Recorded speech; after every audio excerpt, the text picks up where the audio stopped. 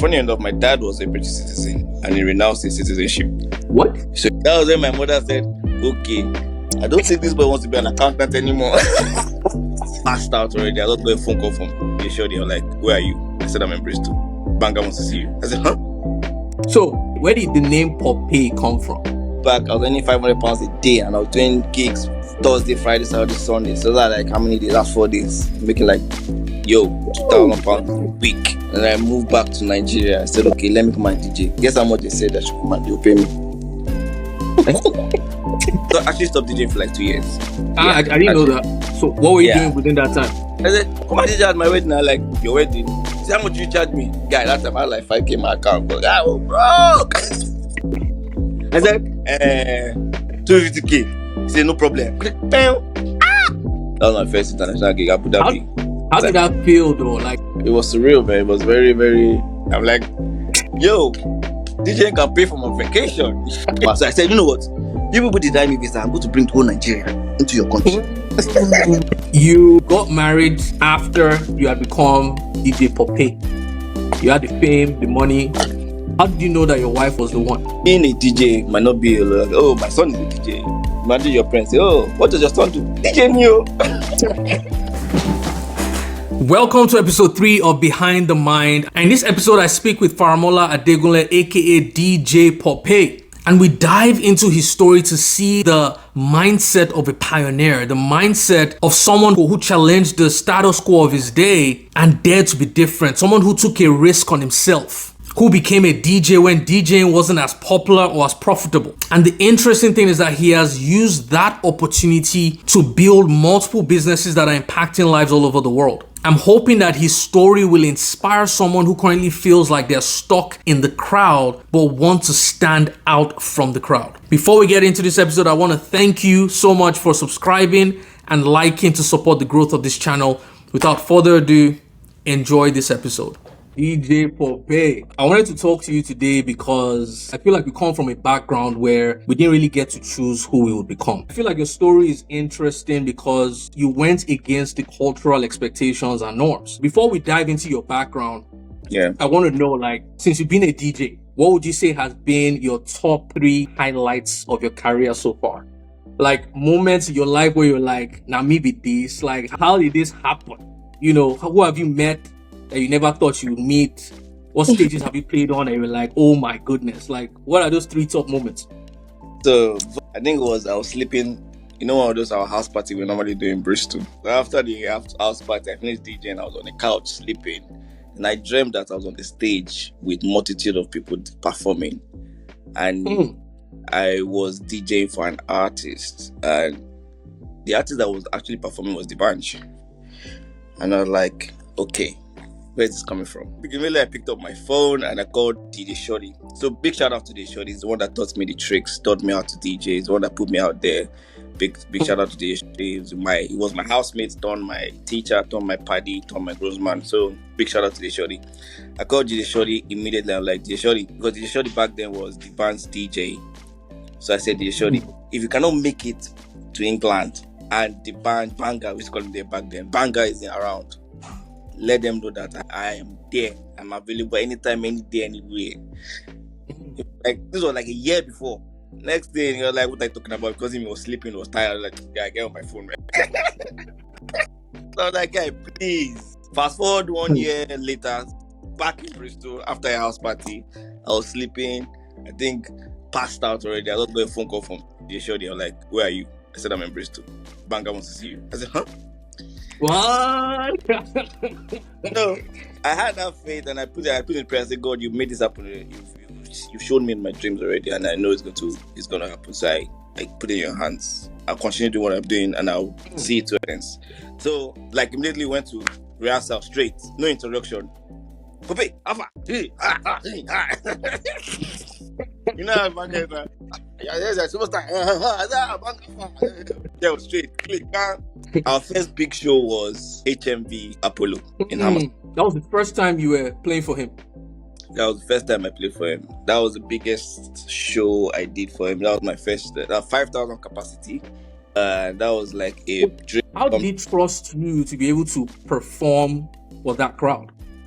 So, like I said, when we first met, it was straight to rehearsal. Okay, you did rehearsals. That's true. It was straight to rehearsal. So we were on rehearsal for 2 weeks back to back every day. So all the lineup and everything was in my mind. I could sleep and wake up and start doing it. First show was HMB Apollo, and that was the biggest one. And I remember that day, I almost threw up because I had stage fright.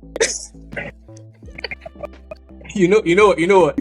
I was gonna ask you because I'm like, for you to meet a mega celebrity like that, the band at the time you met him 10 years ago, he was the biggest artist in Africa. That's like when Oliver was out.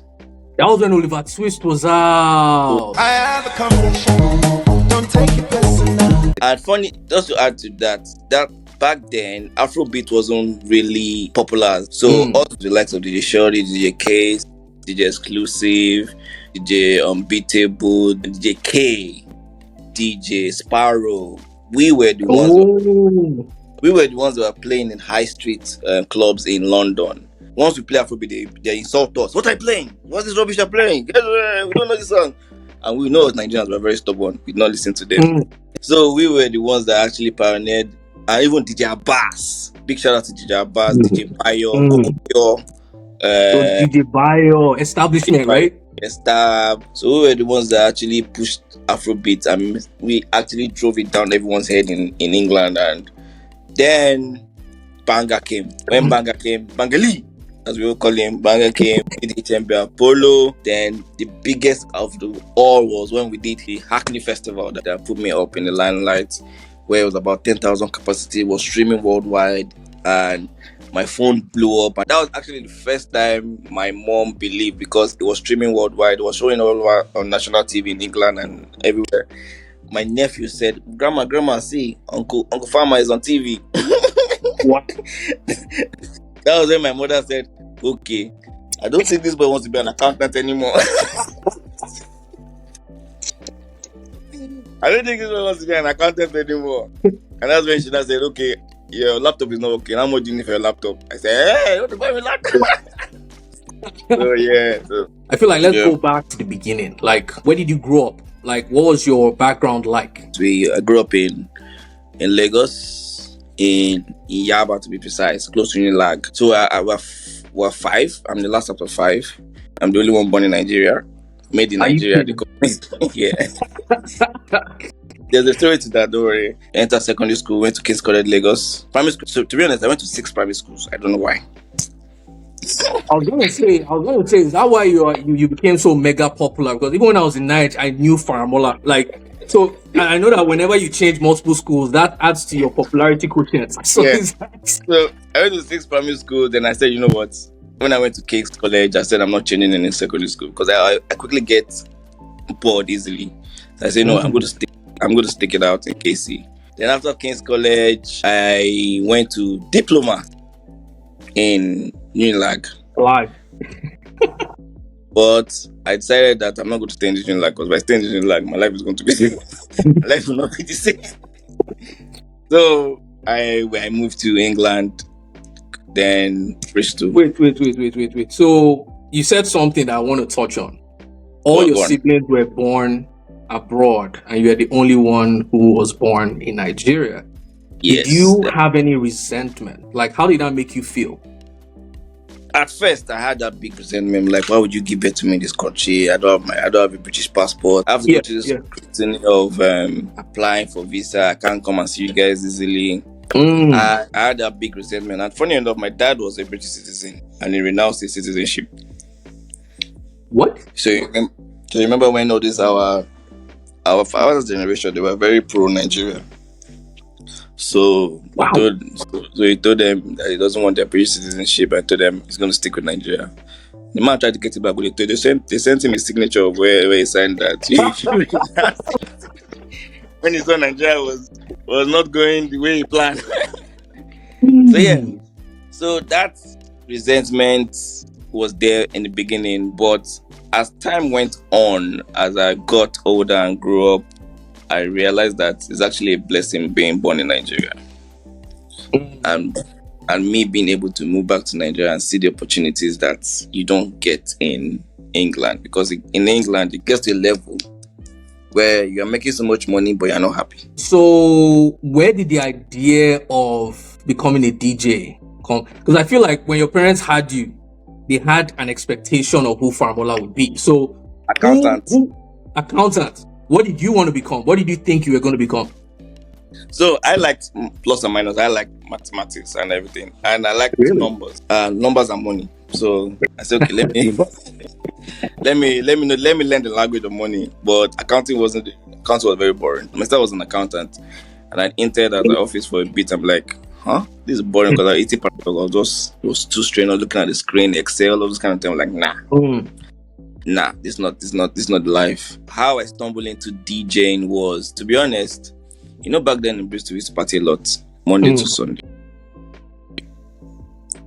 Yeah, because our parents can see it, but don't worry, we're grown up now. Yeah, we used to party a lot. We didn't go to school, man. We actually did not go to school. we did not go to school. We partied a lot, and I got tired of partying. To be honest, literally, I got tired of partying. So I said, you know what? Why don't I control the crowd? Why don't I get for it? That's why I decided. So you know what? If I'm tired of partying, okay, let me control the crowd and get paid for it. Where did that come from? Why did you think like that? Like, what experience exposed you to that possibility? So, like I said, my housemate was a DJ. So I was going around. So every time I was going to go and DJ, I would see him having fun, getting paid for it. I'm like, you're making money? You're having fun? You're drinking? And back then, the women were coming to you. I said, what's all this? You don't have to go to the women. The women come to you. I said, no. This is interesting. I mean, I was tired of just standing in the party and just looking and just looking. I'm like, you know what? There's more to this than just sitting down in the crowd and just looking and paying somebody. So I said, you know what? Let me control the crowd. Let me be the one that is in charge of the crowd, in charge of what of the music they listen to. So I just told DJ Shorty, like, teach me how to DJ. He said, you want to learn? He just said, okay, just follow me. He didn't really say anything. Just be looking at me. So I was just looking at his hand, looking at what he was doing. I'll come back home, practice it, then go back again. Then the first day I started DJing was in Cardiff. It was one of my family friends, Funlade. God made it. All those parties he used to do in Cardiff. So Funlade, God did it. He had a party in Cardiff. Shorty was tired. They were like, I'm tired. I don't DJ. Poppaey, go and DJ. I said, huh? I said, no problem.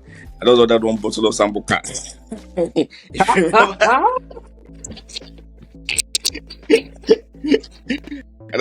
I just ordered one bottle of Sambuca. I went on your first gig? That was my first gig. Went on the deck, killed it. Then Carnival weekend came like 2 weeks after, and that time DJs were booked. Friday, Saturday, Sunday, Monday.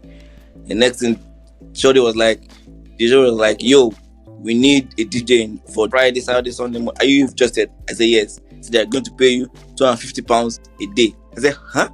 £250? What?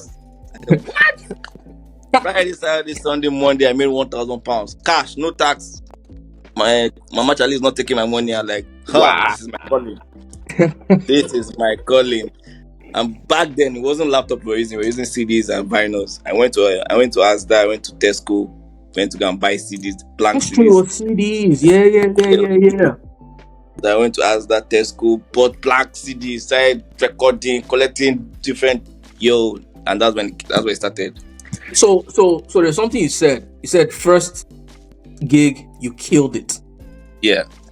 What I'm trying to figure out, because there are people who right now are scared of starting something that they've always wanted to do, right? Yeah. Even though, because people get into analysis paralysis. How was that first experience when like DJ Shorty just comes and says, go and do it?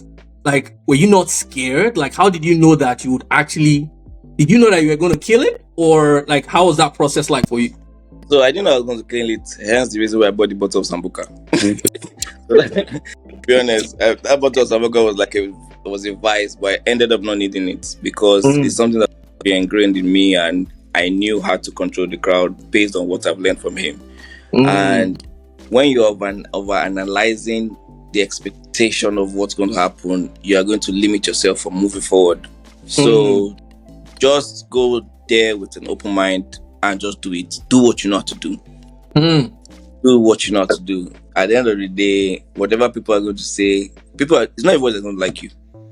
It's not everybody that likes Drake. It's not everybody that likes DJ Khaled. It's not everybody that likes Poppaey. But you have a certain crowd that will love you.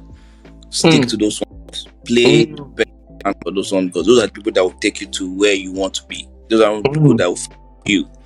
So don't overanalyze it that, I don't think I'm going to be able to do this. No. At the end of the day, if you don't do it, you're going to regret it. Imagine I didn't DJ.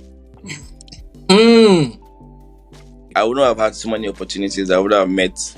Remember when we started DJing now? When we did that at our party in Lagos. I have the picture. I'll send you the picture where we were. Blue Ivy. Blue Ivy. Was I there? You took me, you, and Moise that we promoted. Oh my. yo.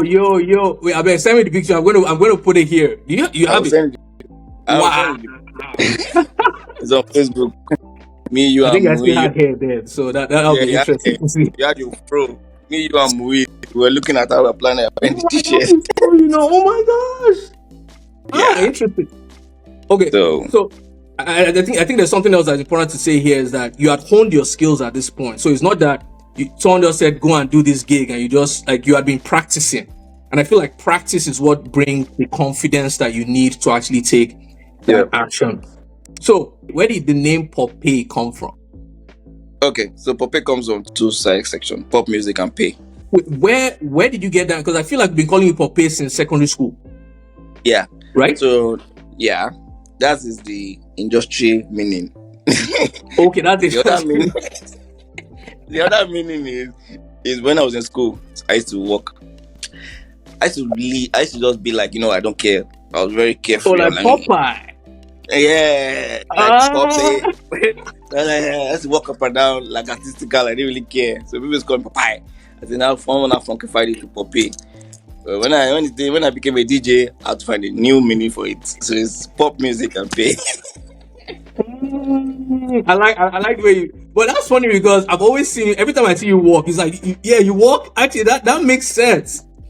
That makes sense. Now I see. Interesting. I used to work carefree. I'm like, you know what? Life is too short. Live your life to fullest. So yeah, my guy from KC that named me Poppaey, Kubi, and that name stuck. I had two options for my DJ. It was either Bentley or Poppaey. Because back then when we were in London, when Banga them coming, we used to rent Bentleys for them. I used to be the one to drive the Bentley. So everybody in London used to see me driving the Bentley. And DJ Bentley. They don't know that I rented. Yeah. Yeah. Oh man. You are currently in a space right now where there are a lot of DJs, right? I feel like what makes you different? So what makes you different is how you present yourself, how your music speaks for you, how you control the crowd. Like I said, there are plenty of banks in the world.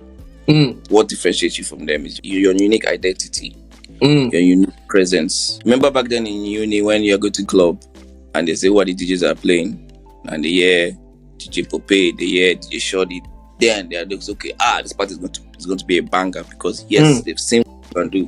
And they've seen that you put a stamp on your craft. You're showing what you can do in terms of making them appreciate your music and the way you play. So DJ Poppaey has just been whereby my music has to speak for itself. Funny enough, it was me that DJ at your wedding now. You're the one that did it at your wedding. That is true. And it's funny because what you just said, like when the idea of a DJ came up, I'm like, only one person came to my mind. So now I'm trying to figure out why was it just you? Because I have a lot of other DJ friends. But why is that? And I feel like with you is because I saw when you started. And every time I've seen you, like I said earlier, I'm like, I don't see DJ Poppaey, I see Faramola. Like I see the guy that we used to party together. There were times we were hungry together. We'll just find noodles or something to eat. So I think that was what just created that image in my mind that it has to be Poppaey. It has to be you. You mentioned how DJ Shorty helped you on your journey. What other relationships do you think helped in your journey? Because in life, one thing that I've learned, and which is why I started this Behind the Mind series, is that a lot of us have access to relationships and we're not leveraging them. I sat down one day and I'm like, oh my, I know people who, like, how can I use the relationship that I have to add value to other people's lives? And so networking, building relationships has been something that I always struggled with in the past. And I feel like that came from my dad. I grew up in a home where my dad knew everybody, but never wanted to use or leverage those relationships because he never wanted to feel like he was indebted to anybody. And so I grew up just, building relationships, but not really using them. I'll try and do it on my own. So you mentioned DJ Show, like, what other relationships do you think has been beneficial to your story? So when I wanted to start DJing in London, like the London crowd is a very stubborn crowd. The likes of DJ Unbeatable, he's the one that you were like, you know what, Poppaey, come and play. Because in London, before you could break into London crowd, you have to make a name for yourself. So I started doing parties outside London. I would do a party, put somebody at the forefront, and I'll be the DJ of that party, not knowing that it's my party. So I created a demand for myself outside London, and people from London started calling me to come and DJ in London. So Unbeatable, somebody, Sparrow, Exclusive, DJ Bayo, Rockwell, Coco Bar. Rockwell is Coco Bar. Rockwell is one that Rockwell is a big influence in the entertainment industry in England. He was on that said come and play. So it's from all those events and all those relationships that made me who I am. As of now, people are still deep booking me based on all those events I did in England. Are you based kidding? Based on all those house parties I killed, based on all those. So all the people that are getting married now in Nigeria is based on, Poppaey killed it in that my party in England. Poppaey killed in that this is Poppaey. Then so it's all those relationships that grew into what I am right now, whereby we have created a business from just being DJ Poppaey. It's now Poppaey Music Group. So before we get into the group, how did you, because you just said you were doing parties, and I feel like now you're more into weddings. Yeah, so that happened. How did that transition happen? That shift happened when I moved back to Nigeria. So in England, when you're DJing at the club, they put more respect to who's DJing. They find out who's the person DJing. Then that will influence that party. So they actually respected DJs in the club more than in Nigeria. And when I moved back to Nigeria, I was earning like £500 a day before I moved back to Nigeria. That was after I started playing for the branch. Yesterday's price is not today's price. So my price went from like £100 to like £500. So after the whole Demand saga, I moved back. I was earning £500 a day, and I was doing gigs Thursday, Friday, Saturday, Sunday. So that's like how many days? That's 4 days. Making like £2,000 a week. And I moved back to Nigeria. I said, okay, let me come and DJ. Guess how much they said I should come and do? Pay me 20,000 naira. In club. 20,000 naira. That actually shook me. I like, this is me. I used to earn £500. They tell me 20,000 naira. I said nah. So I said I need to create another demand. So I opened the club in Nigeria when I moved back.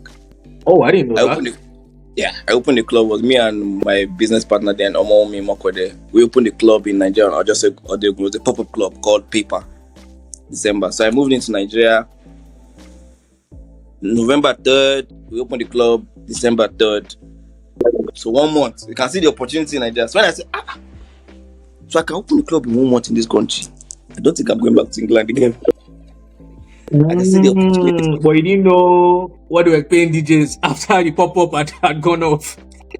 No, I opened that pop-up based on 20,000 naira they wanted to give me. Okay. Got it. Yeah. So I said, let me create a demand for myself. I opened the club. Who didn't know it was me. So I was the one DJ in the club, but I was one managing the club too. I did the same technique, the same principle I used in England to see whether to work in Nigeria. But Nigeria is the whole dynamics. The club was alright for like a month. It was a pop-up. I just wanted to understand the club industry and everything. shut it down. To 20,000 naira, people offering me 20,000 naira. So I actually stopped DJing for like 2 years. I Yeah, didn't know actually, that. So what were you yeah. doing within that time? I was working as an intern in 960 Music Group. It was a music group that was managing Two Face, managing Burna Boy, managing Brain. So 960 Music Group. I was an intern there. I was an intern under business development, and for some reason, things were not just flowing. Like no gigs. Like 2 years, no DJing. Why didn't you move back? Yo, born in Nigeria, made in Nigeria. Oh, yeah, that's true. That is true. So I moved back when Teresa changed the law of not having postgraduate visas. So we were one of the ones. We were the unlucky ones that moved back. They told us come back or come on. I was like, okay, but if I can open a business in 1 month, why am I going back to England to come on? You know what? Let me rough it. So I had no option. I'm like, you know what? I die here. Let me rough it. So 2 years, no, I wasn't DJing for 2 years. Then one very fateful day, I actually interviewed for executive assistant for audio. That was from our Chalk City guy. Become executive assistant. So the guy gave me a proposal to write. So I thought to myself, if this thing doesn't go through, I'm going to go and pick up my hard drive. Then I'll start using laptop. I'm going to go and pick up my hard drive. Then I'm going to go and DJ. It didn't fall through. I just called Bizu. That's Bizu Shikoya. I said, Bizu, yo, that's one thing about your network. You need to harness your network. You know people, call them, let them know. Just call Bizu. Yo, Bizu, I beg, I need to play. And then back then it was 57. Then it was Club 57 in Awolowo Road. I said, Bizu, I need to DJ, I beg. Just give me one slot. I went there. I played my frustration. I remember that day when I had a broken headphone. I played my frustration. All the gigs, all the times I was playing in Jan and everything, I played my frustration that night. Like everybody was like, yo.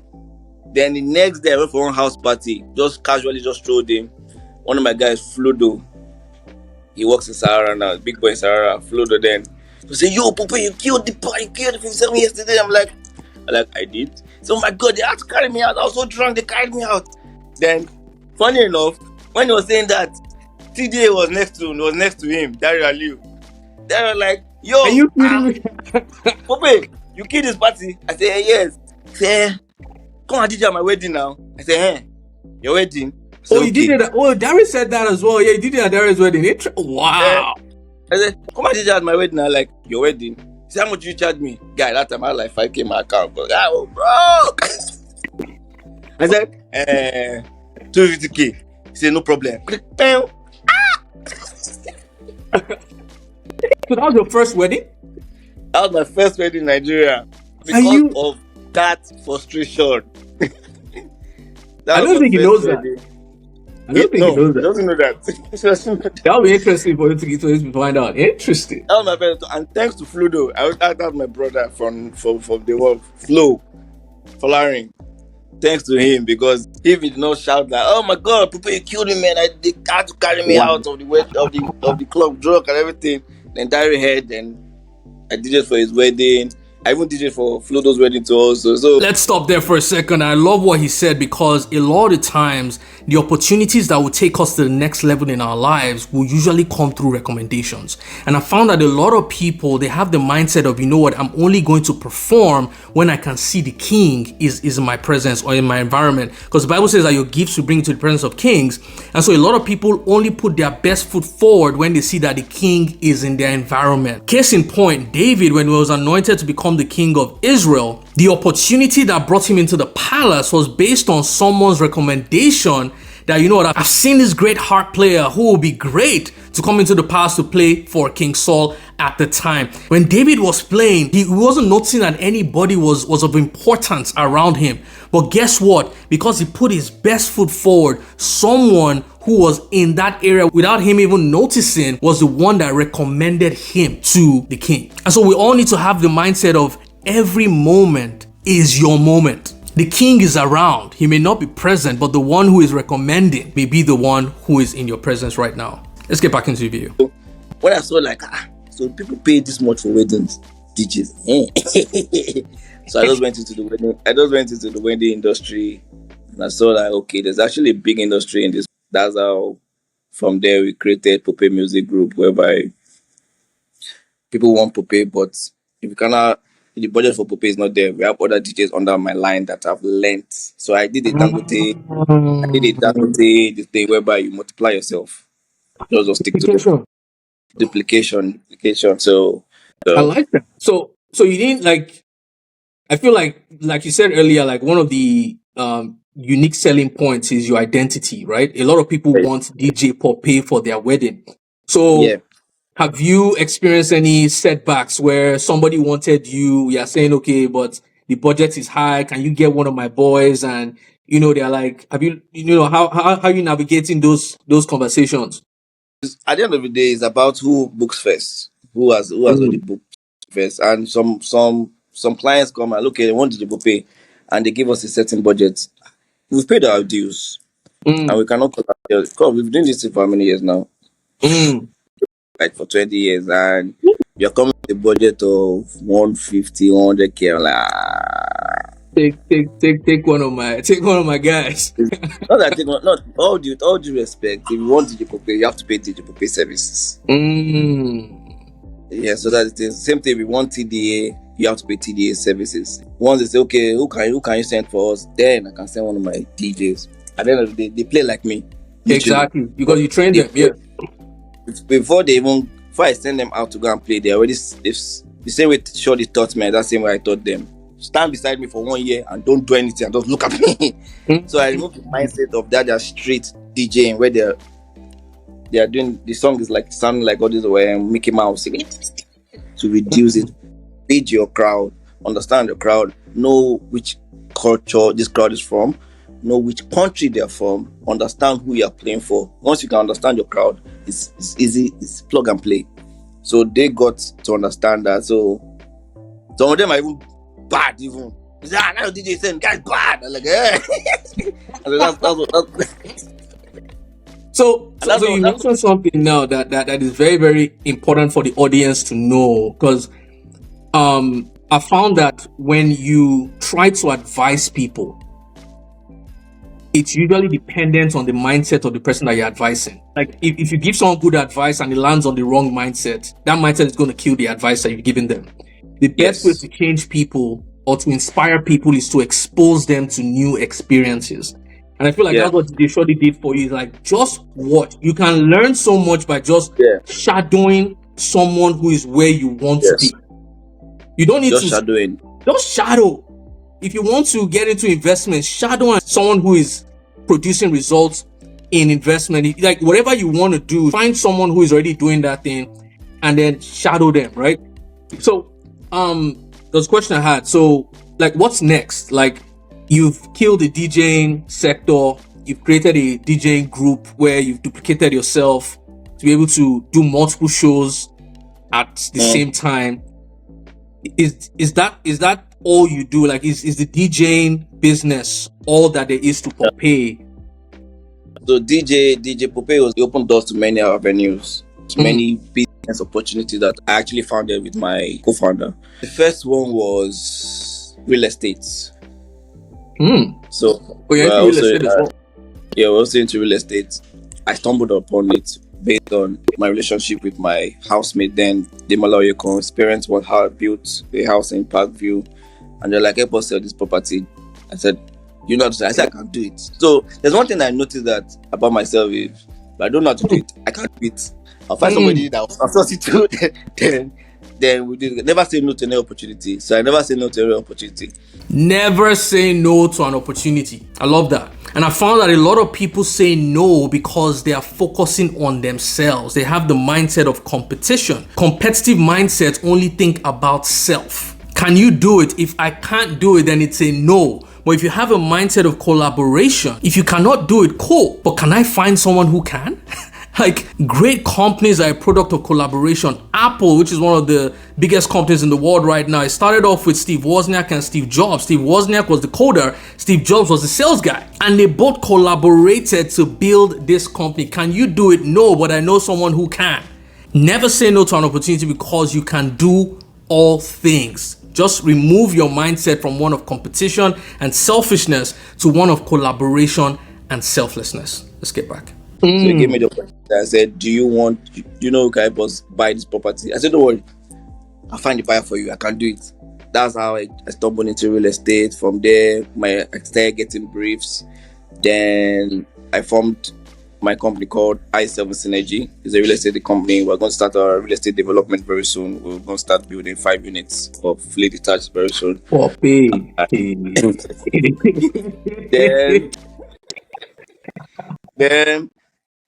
Then this fateful day where I was meant to DJ for a very good childhood friend, where I did a wedding in our house. I did an introduction in our house.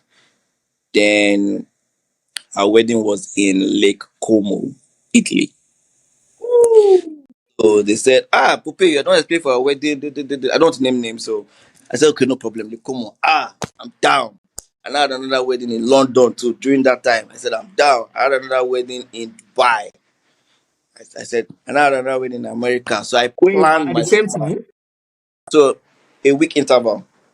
So they all fit. So I had a Dubai, London, Italy, America. So my summer was planned out. I said, content. You there? Content. So the Le Como one was your first international.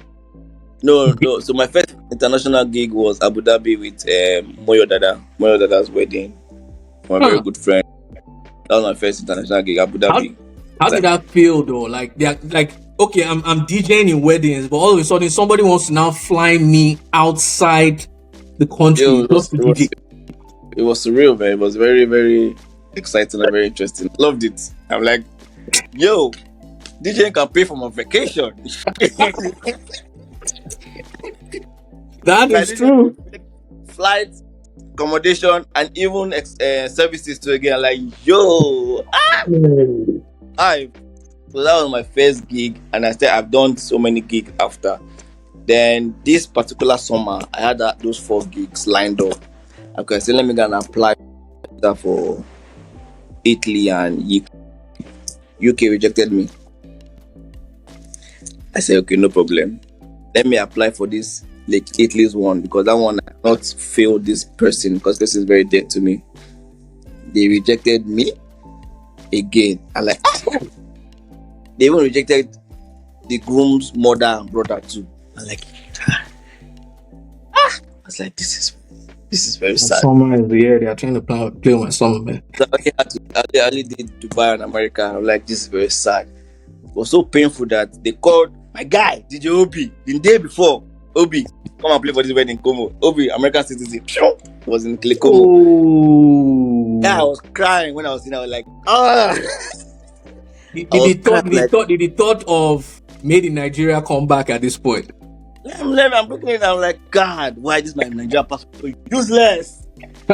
Then I did some research. Then I set up a company called Dual Luxury World, where we advocate for global citizenship, where we process second citizenship for people who have limitation of traveling around the world, who don't have visa-free access to countries, and the limitation of our passport. So I started this company called Dual Luxury World, where it's a one-stop solution for people who are trying to harness their freedom and be global citizen. So because of that situation, I said, the limitation of our passport, we need to find a way around this. I need to find a way around it because it's disrupting my own business, disrupting my own movement.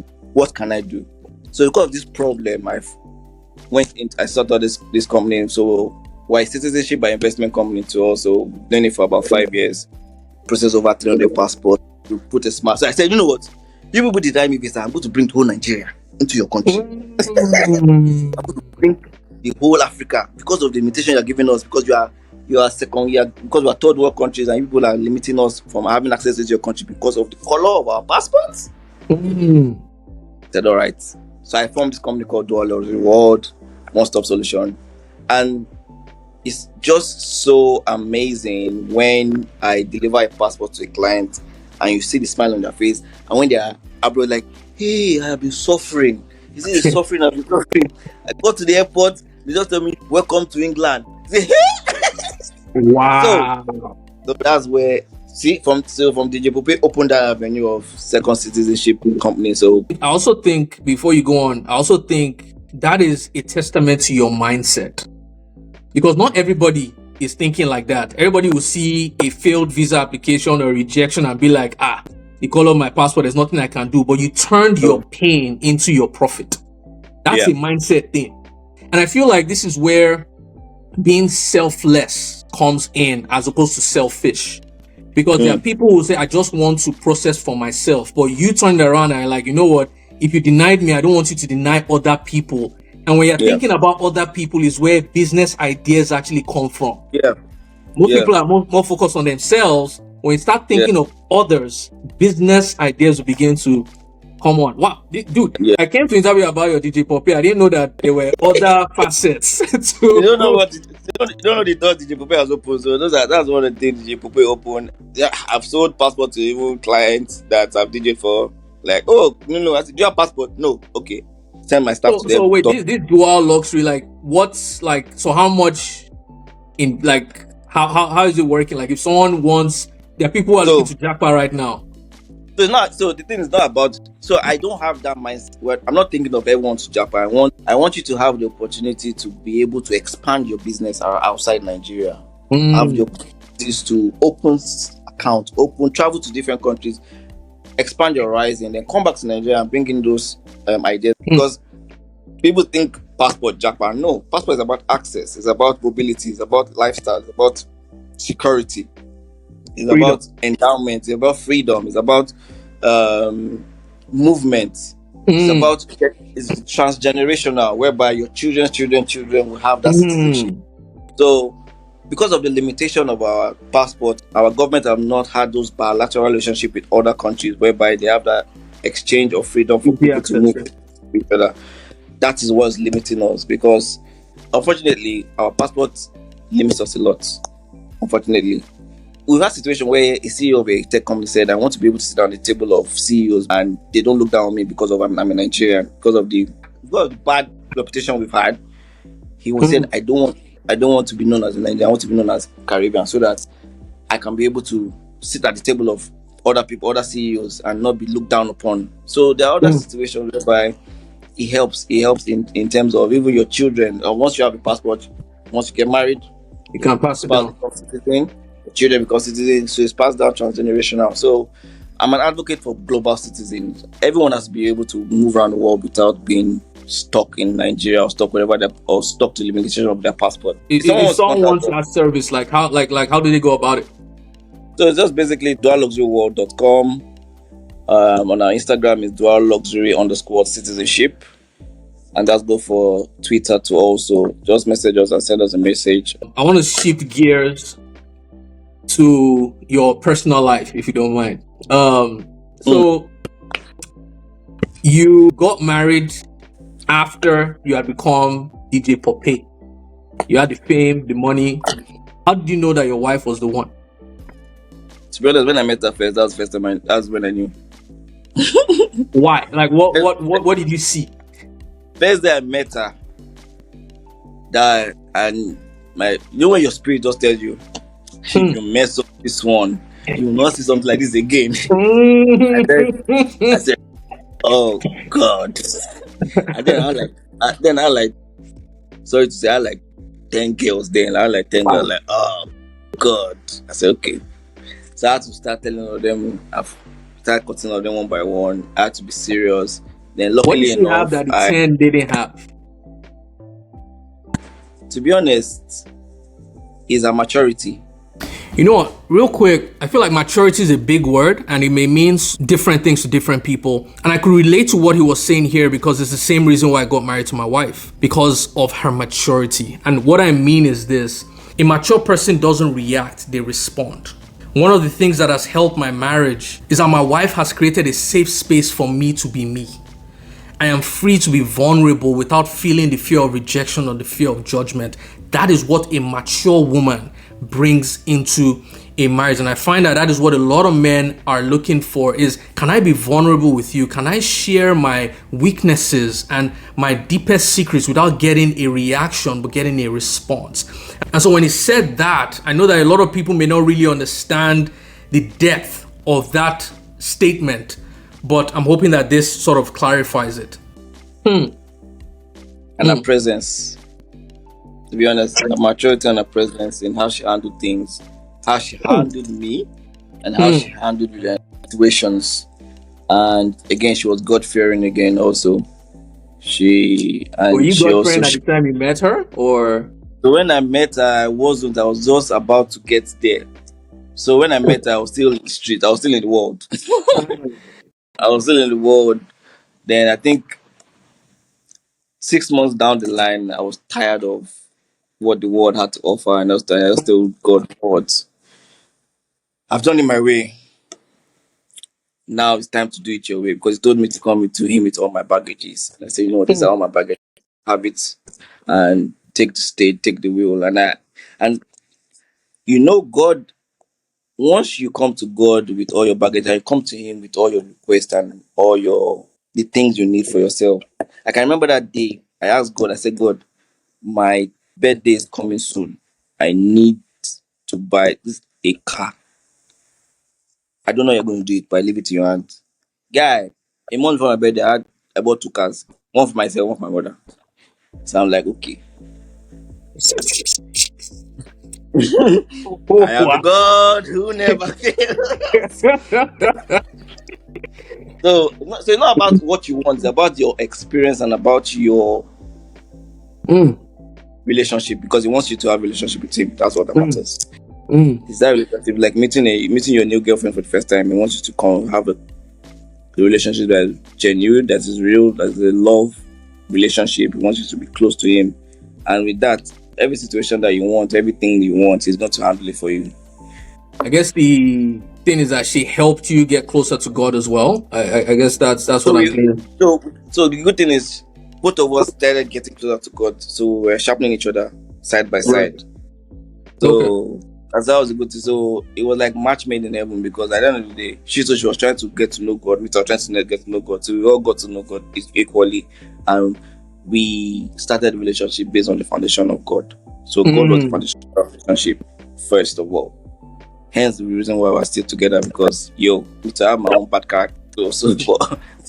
So final question, for someone who is watching right now, who is like, you know what, I have an idea that doesn't make sense to the traditional way of doing things. Yeah. I'm scared. What would you advise this person to do? First of all, just put it to God first. You need to put the idea to God first and start it. Don't wait for it to be when the money is ready, I have everything all figured out. Just start. If you don't start, you will not get to where God has planned for you. Because that plan, if it fails, the other doors it's going to open. So it's not even a failure. It's not even the failure. It's just a journey. It's a journey. I like that. It's not a failure. So when people say failure and I messed up, I failed, that is going to open another door for you. And if it works out, it's going to work out and open more doors for you. So there's something you said earlier about your mom.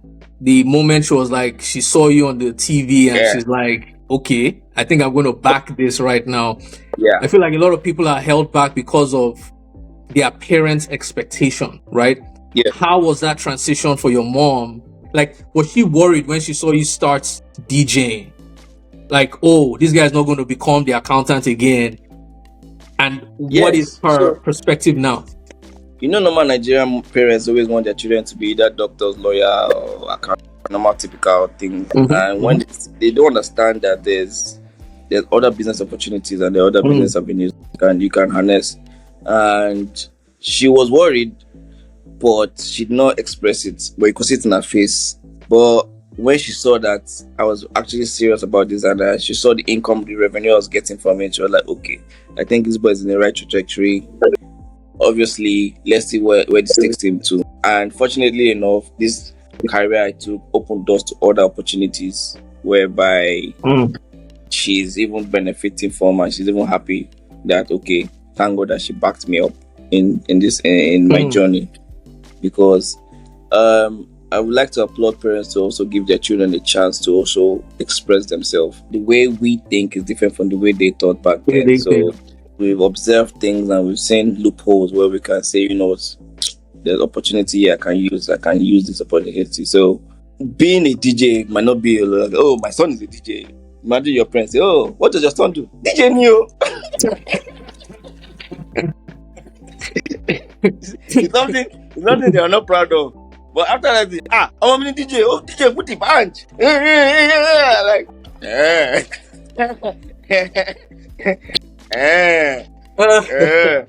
Because even when I moved back I also DJed for Bonner. Because Bonner, when I moved back in 2012, I DJed because I was under Aristocrat Records.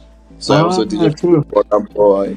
We all lived in the same house. Me, Bonner, Bukado, Ozone, Mujid, but Bonner was the main artist for the label. So I did like 1 or 2 events for him. When I'm going to go and DJ in another country, sir, Faramola own DJ is going to Dubai to go and DJ. I said, you gotta talk now. Let's go to America. Oh, Lord, she's in America. Close to a DJ. He's a DJ. I said, finish up, no problem. And I think we'll end it there. Thank you so much. And I feel like we'll end it on that note because, like what you just said, a lot of people don't appreciate people who have pioneered a movement. Because at the point when they were pioneering, there were no reference points. There was no one to say this person can make it, like this line of business can make it. And I feel like you have shown and you have provided an opportunity for other people to actually pursue their dreams. There are DJs who have seen you won't know them, but they've seen that if Poppaey could do it, I can do it. And now I can show my parents that look at examples of people who have made it in the DJing industry. I just need to follow what they've done and I'll make it. So I feel like, again, we don't appreciate people who have pioneered, which is why I wanted to have this conversation with you, because I want to give you your flowers while you're still here, while you're still young, while the journey is still being written, because we don't, like, a lot of us don't appreciate these little things. You know, we sort of ignore the obstacles that people have gone through to become who they have become. And so I want to thank you for gracing the stage. Welcome, bro. Appreciate it. And you know, I want to tell people, man, when we're planning the timing, you know, Faramola, very down to earth, you know, he's my guy. But whenever I'm approaching people, like I don't like to look at it like my guy. Like, I know you're a busy guy, you know, so I'm like, let me respect your time, you know, so I'm like, let me wake up 5 because I know he's a busy guy. You have probably some gigs to do. Let's do this as early as possible. I don't mind inconveniencing myself. But Faramola is like, nah, man, like, I can make time for you, you know, and I really appreciate that. It's welcome. It was very, very heartwarming to get that. So I appreciate you, brother. Yeah, thanks welcome, again. Bro. Thanks again. Thanks for the moment, and also thanks for pushing the gospel. We're trying. Thank you so much for watching this episode. If you were truly inspired by it, definitely like and subscribe. If you enjoyed this video, I'm sure you definitely love the story of Dare Aliu and how he went from losing 4 scholarships to building a fashion brand that he's now turning into a bank. Like, that will blow your mind. Definitely check it out.